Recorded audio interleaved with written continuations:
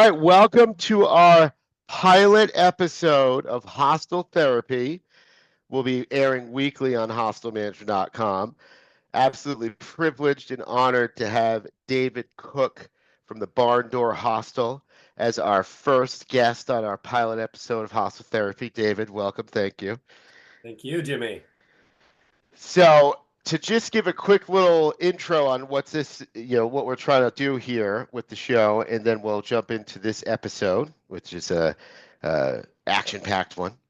But what we're going to have on hostelmanager.com each week on Wednesdays in the afternoons is a live therapy session where hostel owners and managers can call in and vent anything they want and have the conversation and have a little support. As we all know and find in our unique industry and job experience, it's very difficult to have that conversation with just any friend that you have that has even a job that would be considered not normal. And we know from the conferences and different things that support group is so cool and very beneficial to everyone. So we thought this was a good idea to have that on a weekly basis and also able to view the sessions on hostelmanagement.com following the recording of the sessions.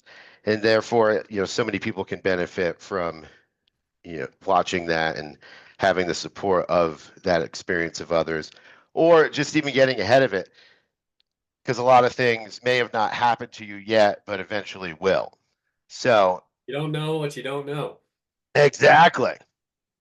So for this episode, we're going over a very interesting, unique experience that can happen to a hostel owner or manager. We're going to call it the hostel mutiny of the staff, the on-site staff, in more in particular. And David is a prime candidate to go over this because he just had this experience happen to him in the past couple of months. So we're going to go through his experience and let us, tell him about it and dive into this and dissect it, flush it out. And I know, that this will be something that other hostel owners and managers can watch, listen to, and get comfort and support just from doing that. And then, like I said, others can, learn about it and maybe even prevent it from happening to them from the experiences that we've had. And that's what this show is all about. So to hostel mutiny in itself would be, you have live on site staff and they create an energy, have an energy obviously profound throughout the facility. I often say it's either your greatest asset or your greatest liability. And it's a very interesting chemistry of, an ethos that you create with these things.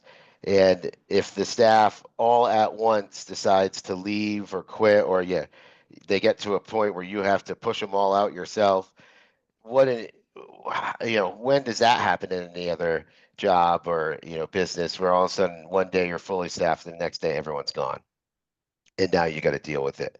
And how do you push through it? So that's the essence of what a hostile mutiny is from the staff. But let's dive into David's experience. So, Dave, just to get a little background on your facility, how many staff do you have on site that would, are part of this? This specific instance, we had, let me count, sorry, because it's, Yeah, yeah. so I'm going to count all of the staff members. Oh, yes. Let's My, identify them all. my firing of one led to the others, but I'll go, Oh, so okay, okay. I'll count the firing. Yeah. Uh, I think it was six. Okay. So Six. six this is great. This is a great example to work on then. So you had six of them. They were all living on site, or was some paid off site, some on site? Everybody was living on site. Everyone's on site. And how long were they all there for, in this range of things? Like, what was the longest term where you had? Yeah. The shortest term was 6 days. We had a volunteer that was here for 6 days that was part of this coup, this mutiny. Um, and the longest was our manager, who had been, Oh, yeah, who had been on and off with us. He had a very similar story to me. He was a guest here. He worked his way to paid staff, and then manager. Same story that I had at ITH with you, James. yep. But he was here on and off from like 2020, I want to say. There was like a year or two that he took off and he was traveling and living elsewhere, and then he came back. And when he came back, he was hired specifically as the manager here. So uh, quite a while, five plus years, all the way down to Wow. 6 days. So Now, so this is great case study of a range because that you have that long from 5 years all the way down to 6 days, and then you also have from top to bottom, from manager all the way to the newest team member. So this is going to be an interesting one to dissect here. yeah. We also had a returning staff member who was here the previous year for like 4 months, um, who came back and was part of this coup as well. And then, if my math is right, two or three others, yeah, at least two others that were here for several months. And the uh, catalyst for this was me terminating the employment of someone who had been here for 98 days. He was terminated on his 98th day. And because of that, that's what then the staff being unhappy about this is what's led to the mutiny and the coup. Yeah. Yeah. All right. Now, what was the person, the 98 days that you had to oust that created this problem? What did they do? They were on a performance improvement plan. So they had a 6 week review um, Mhm. in which they were not meeting their marks for specifically reception. Um, they weren't taking payments properly. They weren't creating reservations properly. So we put a performance improvement plan in place and were to check back in at their 90-day review. Their 90-day review turned out to be a 96-day review because life happens, and Yeah. got pushed by a week. And then 2 days later, he was terminated. So, um, yeah. Well, I pat on the back to you for having these structural types of things in place, as I think those are great and necessary to keep a check on things. And your situation does open up a bunch of other different cans here to dive into as far as, allowing staff to come back. A lot of in our time doing the Hostel Road Trip podcast, I've talked to a lot of old time operators that have been doing it 30, 40 years. And they have this great vibe and culture at their hostel. And you really have to tune in to see like what are they doing that allowed this to happen. And something that I've come across a lot is the hardcore ceiling on, you can only do this for 3 months or 6 months and then it's over and you can never come back as a exchange member again. And for me, I remember when I first saw it, I was like, oh man, that's so harsh. That would never work because as you know, we had for a while a system where people were there for years in those exchange positions. But I will say that in retrospect of having 15 years of doing it, you can see where a lot of times the grenades go off from those people that are coming back that have previously had such great runs for you and great contributions, but something changes down the line in their perspective of where they're at, and they no longer fit into the system or the model anymore, and that can make them very jaded and very dangerous inside of the staff room. And that's one of the tricky things about it is we create this environment that's so unique where it is very family like. Everyone lives together. We're all in our own house. We're taking care of the place. And you want that vibe and you try to create it, but then that can be like a runaway train on you if Right. that family element gets so tight and bonded that they're blinded a lot of times from one or two staff members who can be sometimes older or just more influential to them and what their perceptions are about what the hostel's all about, or who the owner really is, and all that type of stuff. So when you let this kid go, did you think at the time that he or she had the popularity or the, presence within the staff community that there would be this potentially could happen, or were you blindsided? No, I had a very strong feeling that at least four others were going to leave. Okay. All right. And so um yeah, it's a bit more nuanced than just that. Uh so Dig, please.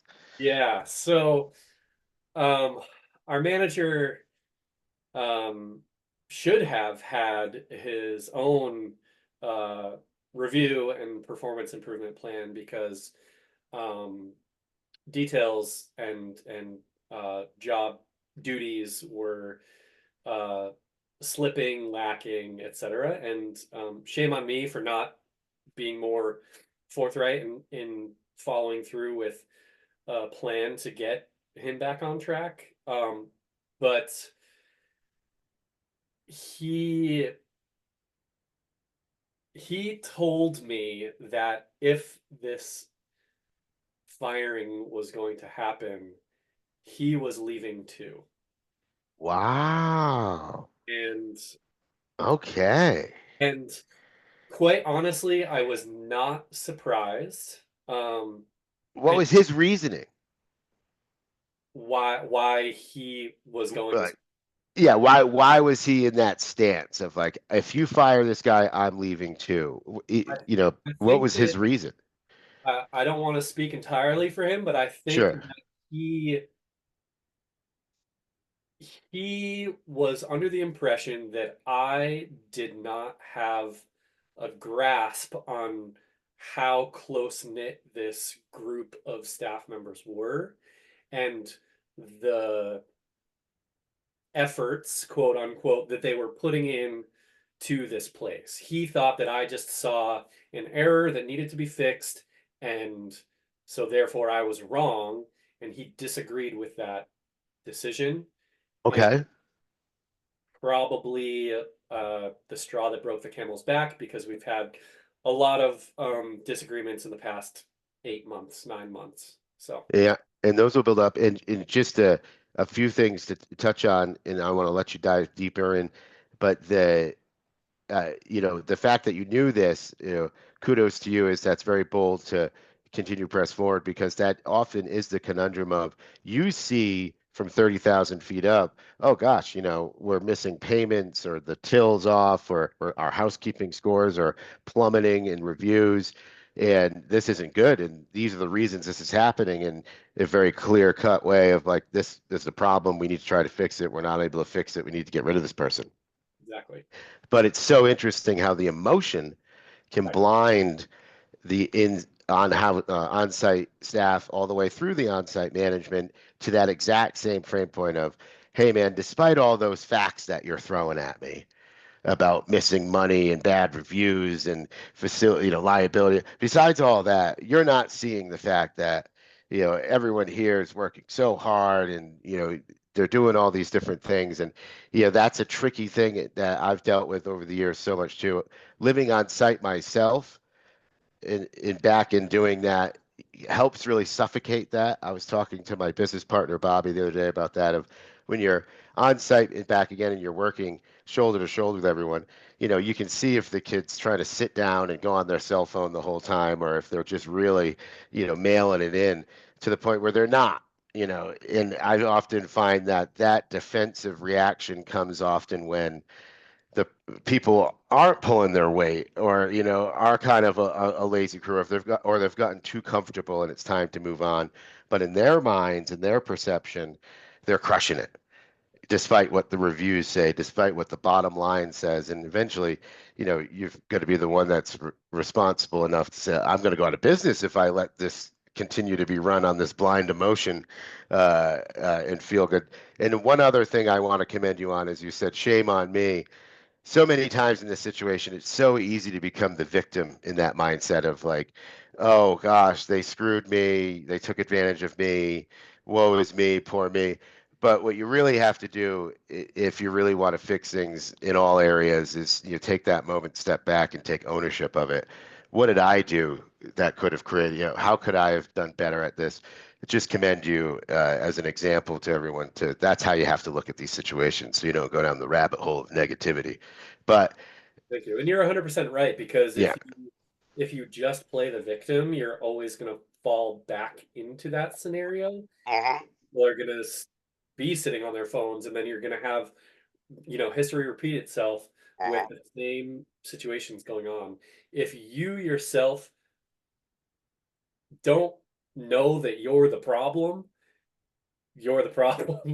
So, you know what I mean? It's like Yeah. you have to grow. You Yep. have to understand that at the end of the day, you're the boss. You Mhm. built this, Yep. you made this, you allowed this to happen. Mhm. It's your fault. So the sooner you swallow that pill, Yeah. you are. That's so true. Yeah, so many things will become easier and less stressful as actually if you just kind of like own it like that. It really does make you, I like to look at that as like you start to play chess when everyone else is playing checkers.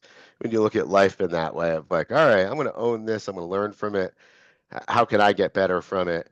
My life motto and kind of an unofficial slogan of the hostel is you're always where you need to be. And I you like that. you yourself have brought you to that point. Nobody else has held your hand to that point.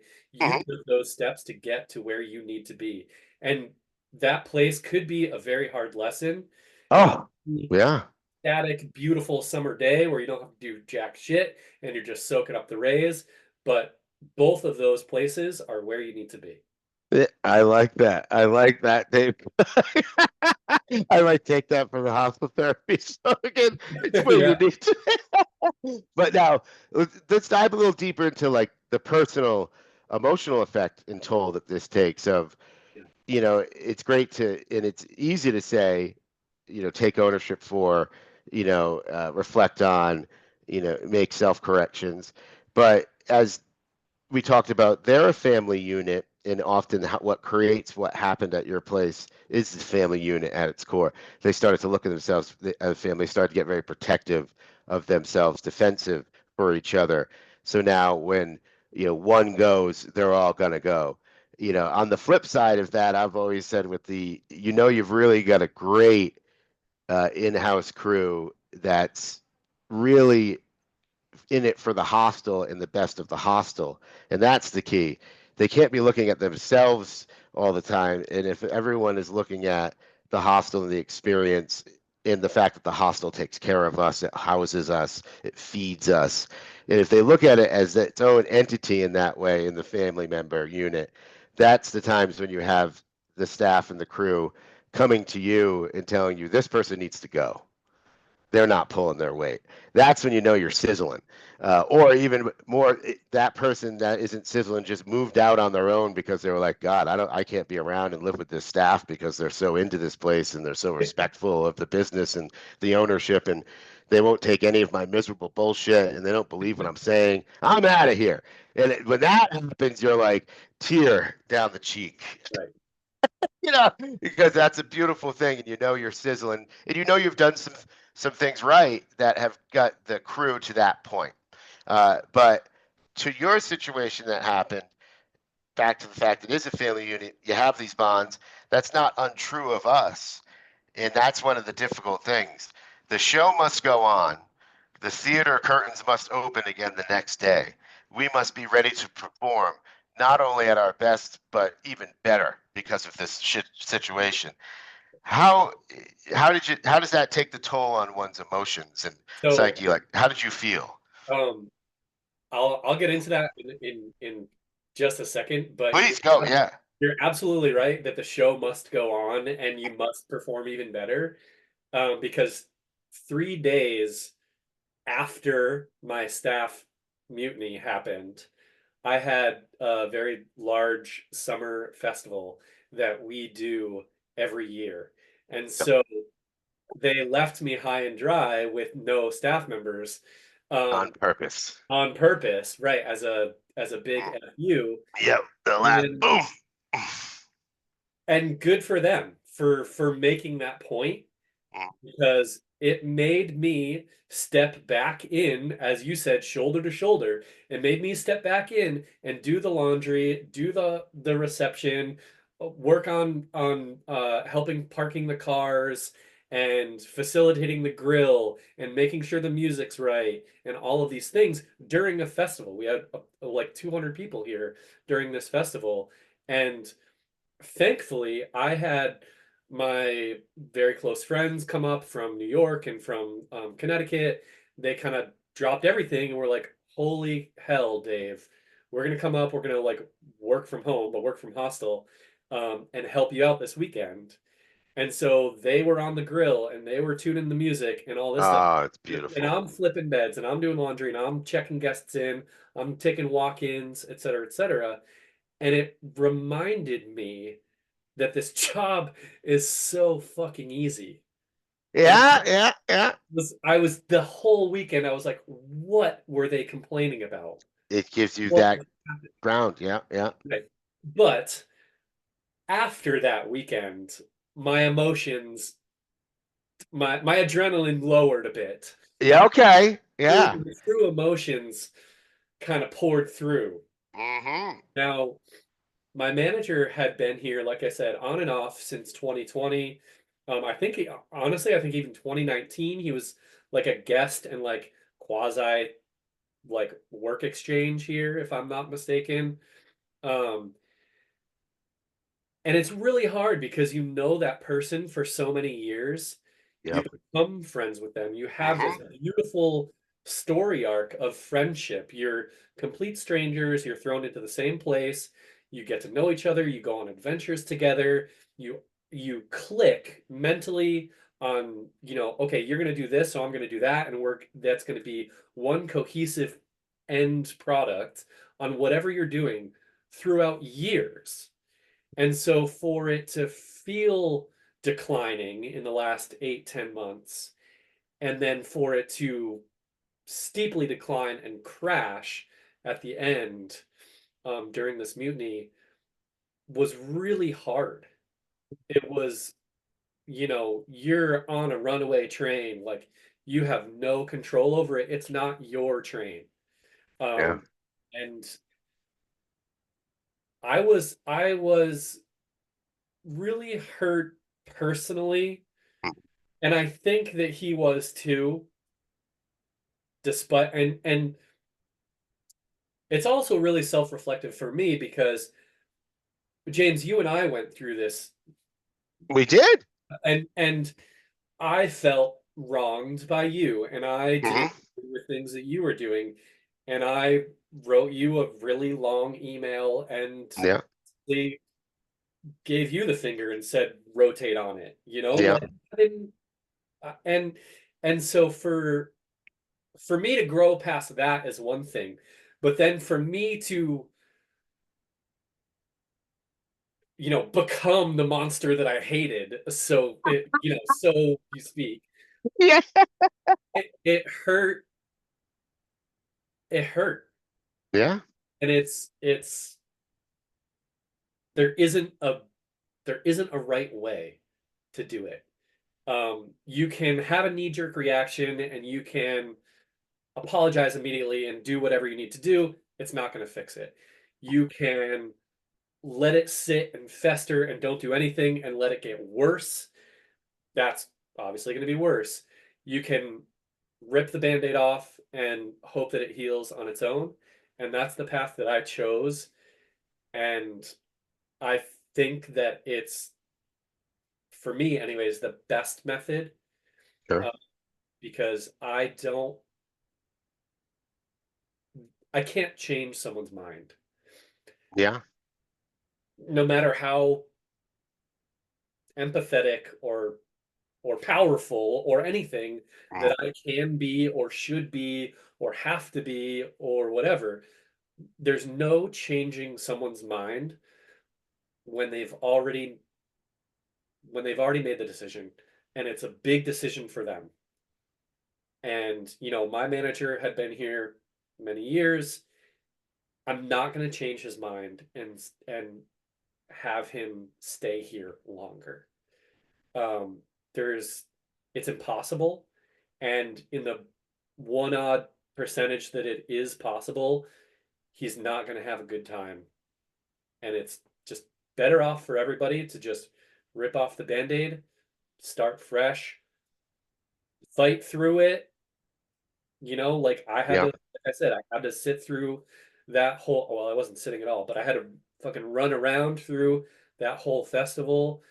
I had to, you know, figure out why things were, why our cleaning procedures were in a certain order, and like all of these things that I had forgotten about over the years, because I'm in the back, I'm planning the events, I'm answering, sponsorship emails, I'm joining school boards and the North American Hostel Association. I'm doing all this other stuff that I Yep. forget what it's like to mop.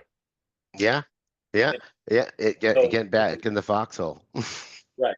So um, it was a real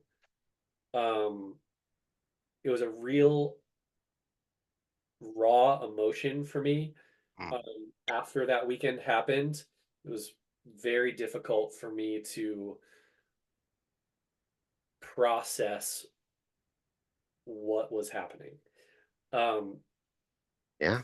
and it was really because I didn't understand.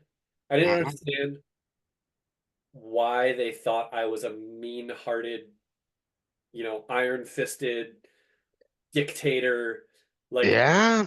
I sat down with this employee to create a performance improvement plan. I followed through with a 90-day review. They weren't hitting their improvement plan marks. They were terminated. That was what we talked about at 6 weeks. And they're, they wrote me a very nice, long, not nice. They wrote me a long, handwritten, torn out of a notebook high school breakup letter, basically saying, we love this place, we love what you've created, but here's what needs to change. Okay. Your attitude towards XYZ needs to change. Your blah blah blah blah blah. I don't need to get into the details of it because these are their thoughts and emotions, not mine. Yeah. Yeah. And they are not me and I'm not them. So again, going back to me not being able to change my manager's mind, I'm not going to be able to change their mind either. Mhm. Um, they are it just felt very juvenile and lacking a larger comprehension of the situation.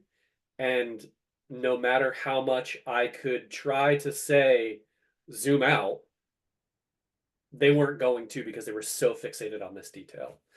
um Yeah. so yeah. And you bring up some great points of the back to what we were talking about with the show must go on the curtain, and you had that scenario of such a big event. A lot of times in the success of actually pulling off the rabbit out of the hat and containing your emotions and your hurt, but you put up the performance and you're able to keep on going. One of the problems is sometimes is that you don't stop to actually process those feelings.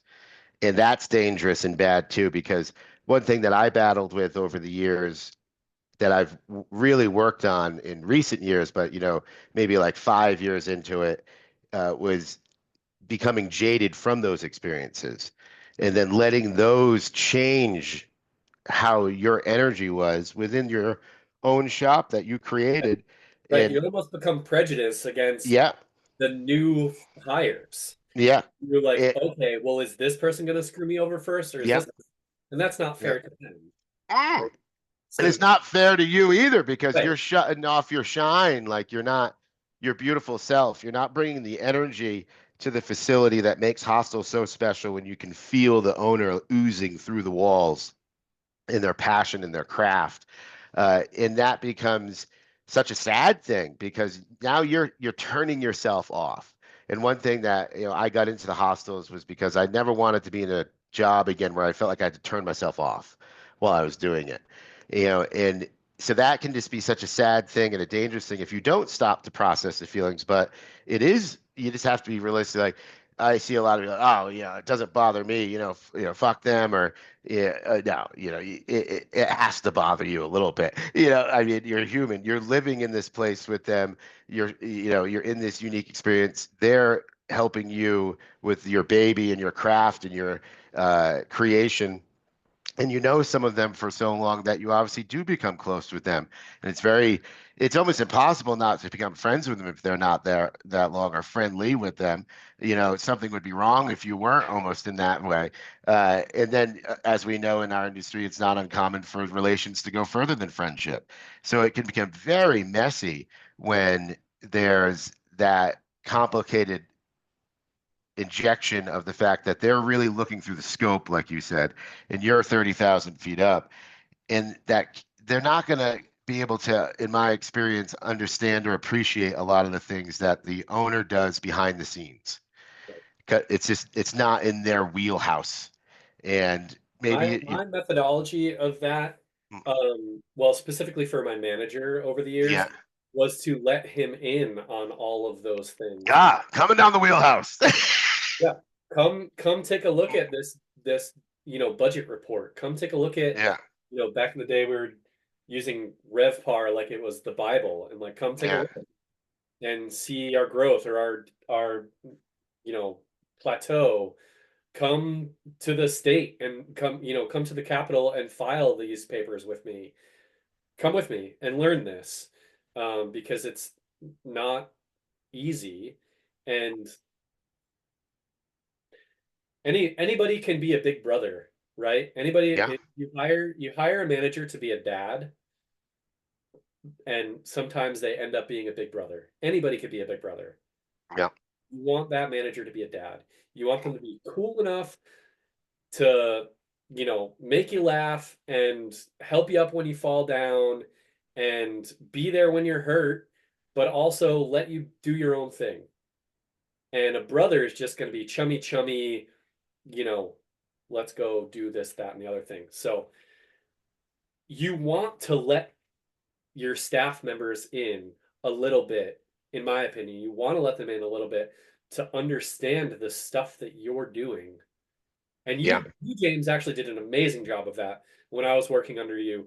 You would be sitting there at your desk and saying like, "Oh yeah, this lawyer or this that or the other thing," and you would like say, "Come take a look at this," and I would get up off the front yeah, reception, come over to your desk and like look at whatever you were doing.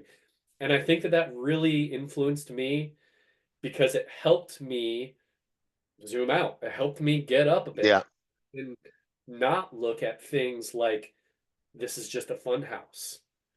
It's everything. It is a fun house, but it's sure, also somebody's fucking bread and butter. Excuse my language. yeah, yeah, oh no, yeah, It's somebody's effort and heart and soul, and so much of your energy goes into that place that it's not fair to just think of it in this one facet. So you should let people in a little bit and show them the other facets. yeah. That's a fascinating topic in itself that you bring about. And I have a lot of thoughts on that. But to your point with the creation and the heart and soul, the risking of the biscuit, all of these things that you're doing, and then you have to remember a lot of times that you had a kid there that was there for 6 days, or even the person that was the problem for 98 days. What a small moment in time.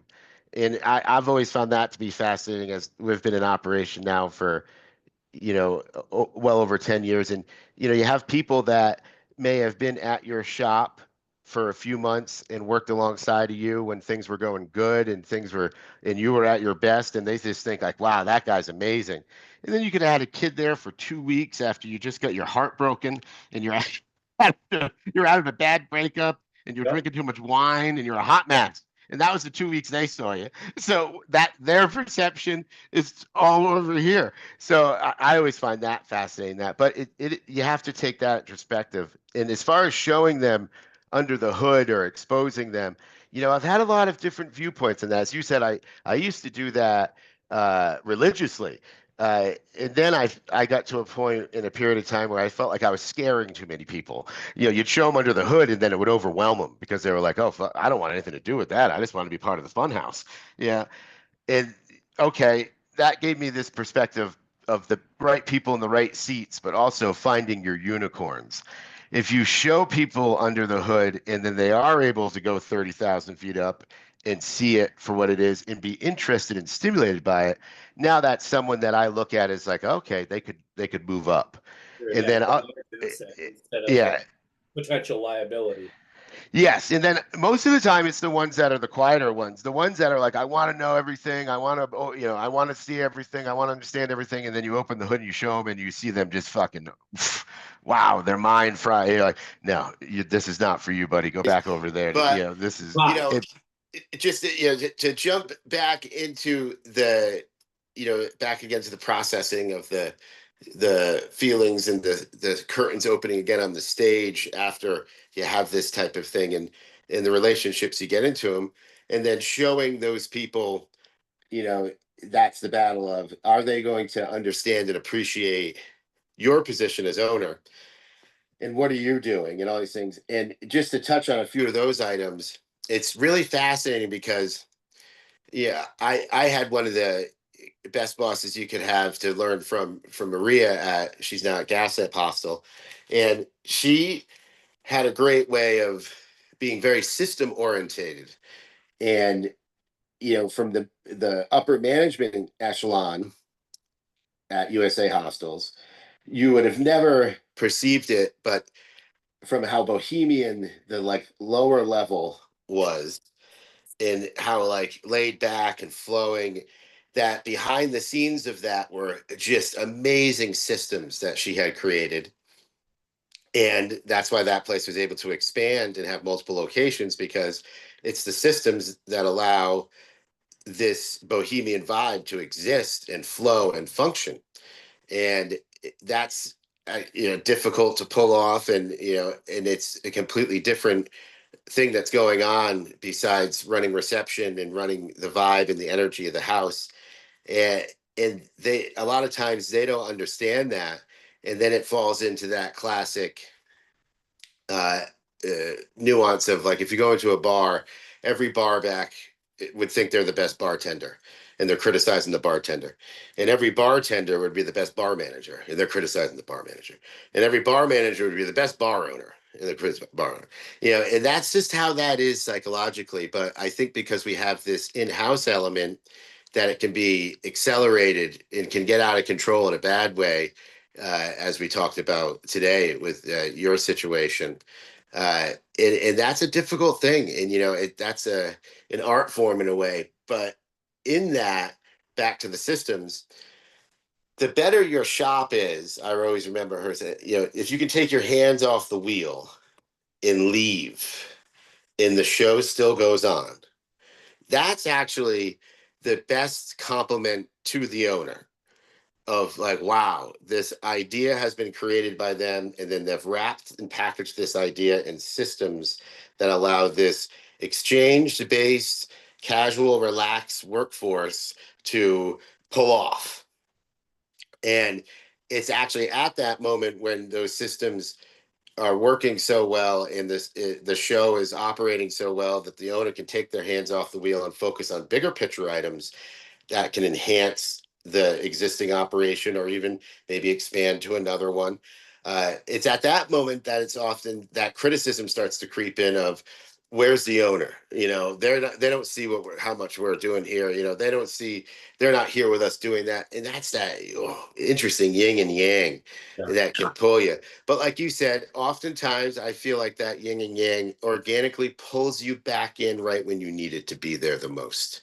And in that, like you were talking with your event that happened right after, that's such a beautiful example of the case study of like, then you had to pull off this annual event in the that you've been completely abandoned for, on purpose, just before, and because you went in there head first and just started to get it done yourself, the energy that creates is what actually stops this dead in tracks. And in conclusion to the case study or this session, if you really want to know how do you get through that, you do exactly what Dave Cook said he just did, and you roll up the sleeves and you jump back in there and you start flipping the beds and checking people in and making the breakfast.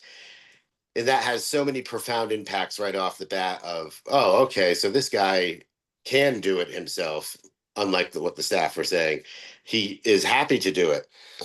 He's doing it better than they were, and all of these things start to rush to the surface that compound through action a resistance to what hot garbage or your rumors or bad things that the staff might have been saying about the owner to the remaining staff or to the guests that are there.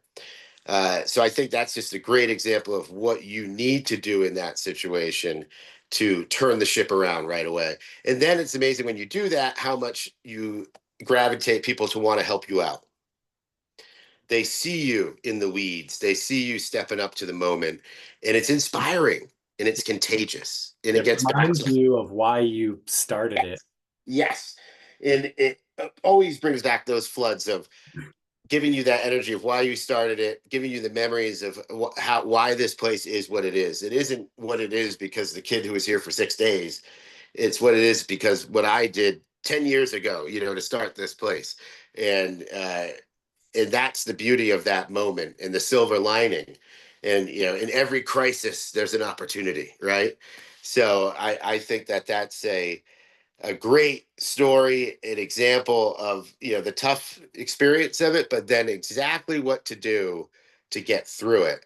But then in that, as we touched upon, dealing with those difficult emotions of the fact that you do feel hurt, and there are friendships that are damaged, and that always makes me so sad, especially when people are there for years and then something goes bad in their last couple of days, and now it's tainted that whole time. Oh, that's so sad. And I really do make it a concerted effort sometimes to people's annoyance of that are surrounding me, of like not letting that happen, or trying my best to let them know that there's no hard feelings, which is difficult to do a lot of times. But I'll tell you something profound for me that's happened over the years is so many people that I had those instances with where they really put me in a tough jam or ghost quit or even stole money, different things of that nature. And then they resurface 5, 10 years later, and with a deeply apologetic and so ashamed of what they did, and admitting to the things that they did, and being also aware of how much we did for them, and the fact that we created this I'm one beautiful of those world. people. Yeah, and I fall right in everything that you just described. Yeah. yeah, and our experience was actually profound for me at a young age of owning. That for me, I remember my thought was unicorns in a stable, and at that time, we were just so lucky with so much talent and so many people that went on to have profound impacts within our industry, and we were all under the same roof for a moment, and like, wow, what a unique moment. And we had a house full of unicorns, as I like to say it. And you were the unicorn that got out of my stable. And I remember how bad it felt and how much I reflected upon it. But that was actually a big curve for me, because I I turned away from going negative and used it as a learning experience. Yeah. And then in the silver lining of it, what you went to go on and create in New Hampshire Barn Door Hostel, it actually worked out so beautifully. And But you were like a really uh big influence throughout the whole process. It wasn't just a blip in the beginning and then now we're sitting down and having this conversation. Like I did come and have multiple conversations with you, and and discuss how I felt and why I did what I did, and you were very receiving of all of that information and forgiving of all of that, all that happened, and gave me more opportunities to shine. I worked at the bar over in Newport, Rhode Island, and yeah, it was very unique for me to have somebody that at the time I felt really wronged me. It was very unique to have them accept my apology. Like at the beginning, I'm expecting you to apologize to me. By the end Yeah. of it, I'm realizing that I'm the one that should be apologizing to you. And it was just a really nice moment for us to sit down and chat Yes. and go through all of this, and for you to inspire me in such methods and protocols and procedures, and the same way that you were by Maria. Mhm. All of these things happen, and you take these little tidbits, and it makes you a better hostel manager or hostel owner or just person in general. Yeah. Yeah. Be able to roll up your sleeves, to be able to process what's going on. Um, it's just really kind of profound. No, I thank you for that. And I do think that for both of us, that was a great experience of growth for both of us mutually. And it's a great example of how others can look at that of, we could have gone a very different direction and said, I'm never talking to that son of a bitch, and then look at how much we would have lost out on. So it's a great example of being humble enough and, being able to swallow one's pride, reflect, and think of how they could do things better. And because we were both doing that, that allowed us to evolve through the situation and come out stronger on the other side for it. And then that creates a great bond. So I think that's a great example to close on, and in what in your example, people can use. And I would just reference one more thing from one of my favorite books, The Four Agreements. Try your best not to take it personally, even though so much of it is directly personally. That's the difficult thing. Like they left you right before that event on purpose, and it doesn't get more personal than that. And they're inside living amongst with you in your home that you have created as this unique craft of hosteling, and they're working on your craft with you on a day-to-day basis. So it's extremely personal at its core. And one thing we have to really try our best to in these moments is to not take it so personally, because that's how you can get into those negative feelings and become jaded, and let it change you, let it turn off your shine. And that's the saddest thing that could happen throughout the occurrence, the opposite of what you want. Right. Okay. Well, David Cook, what a great pilot episode. Thank you so much for joining us. I think so many people are going to benefit from being able to watch this and experience. Do you have any closing thoughts to say to the crowd? I've got a closing thought. Yeah. It's been really, uh, I guess, therapeutic, for lack of a better term, to discuss such a thing. And I think that alone is important as well. Call up somebody if you're going through something and talk Mhm. to us about it. Even Yeah. if you can't roll up your sleeves and fight, even if you can't do what you need to do, call somebody, talk to them. Mhm.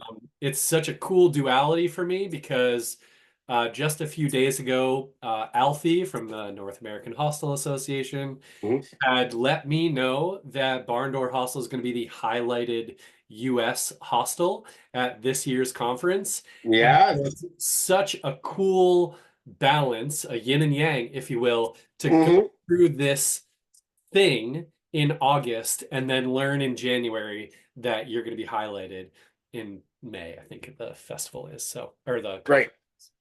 Yeah, exactly. And you called it a festival, so that's Yeah. which Well, that's knowing that's a us. that's a Jimmy Black faux pas right there. How's your festival going? We're at a conference, Jimmy. Right. It's just a Oh, really cool beautiful. duality, and I'm really excited to share Barn Door Hostel with the rest of the Hostel Association, North American Hostel Association, and really, really quite honored. So, yeah, Yes, thanks for letting me chat, Jimmy. yeah, I'm excited for you. I'm excited to see your presentation at the conference. Everyone, NAHA conference, April 28th in Montreal. So get your tickets. And but it's a great honor to you, and you deserve it, man. And I was so excited to hear about that for you. And for all you listeners out there, please do let us know at hostelmanagement.com. if you have anything that you want to vent about for next Wednesday's session, would be happy to put you on for the next episode. And even if you don't have anything, be sure to tune in and get some strength and support through the stories of others. All right. Thanks, everyone. Namaste.